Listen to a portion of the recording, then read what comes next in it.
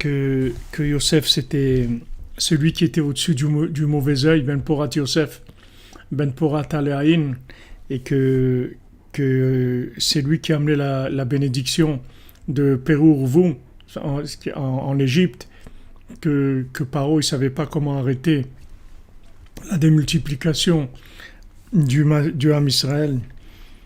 Et Akadosh Baruch Hu lui a dit à Yosef, Ani Kel Shaddai, moi je suis Kel Shaddai, pré ou V. C'est-à-dire qu'il a dit Hachem à Adam Arishon que maintenant, dans le monde, il faut vivre, il faut se multiplier, il faut faire des choses. Il faut faire des choses et pour ça, il faut sortir de la mentalité d'esclave parce que la mentalité d'esclave, elle empêche la créativité. Elle empêche les gens d'être créatifs et elle empêche, en fin de compte, les gens ils arrivent à ce que ils n'ont même pas ensuite envie ni de se marier, ni d'avoir des enfants, ni rien. L'esclavage, il les endort complètement. Comme la Gemara elle dit, le Talmud dit dans Kiddushin dit qu'il y a 10 mesures de sommeil qui sont tombées dans le monde, et il y en a 9 qui ont été prises par les esclaves. Les esclaves, ils ont pris 9 mesures de sommeil. Donc l'esclavage, ça nous endort, et quand on est endormi, alors on est complètement en dehors de tout ce qui peut être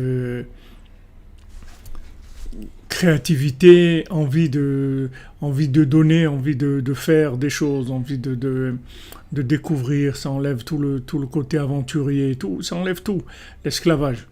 Donc Yosef, il a compris que quand ses frères se sont opposés à lui, en fait, ils allaient en arriver là, puisque maintenant le fait qu'ils sont opposés à lui, ça veut dire qu'ils sont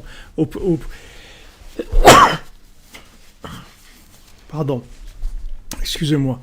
Le fait qu'ils se sont opposés à lui, en fait, ils se sont opposés à celui qui est venu les renouveler. Ils voulaient rester dans le côté conservateur. Et donc, Yosef, il savait très bien que ça les amenait doucement à l'esclavage. Donc, Yosef, il a avancé, il a préparé le chemin. Et quand ils sont arrivés, il a pu les installer. Et même si après, ils sont devenus esclaves, mais le fait que Yosef était avant eux, et qu'il est resté intentionnellement, il a voulu être enterré en Égypte, et il leur a demandé que quand ils allaient partir, qu'ils le prennent avec eux. Il est resté avec eux en Égypte pour les aider à sortir, puisque c'est grâce à lui qu'ils sont sortis. Donc lui, Yosef, il représente l'alliance, et son nom lui-même, c'est le nom de la procréation, de la créativité, puisque quand Rachel elle a eu Yosef, elle a nommé Yosef en disant Yosef li Hachem ben Acher, que Hachem il me rajoute encore un enfant. Et c'est ça le nom qu'elle a donné à Yosef. C'est-à-dire Yosef, ça veut dire qu'il rajoute.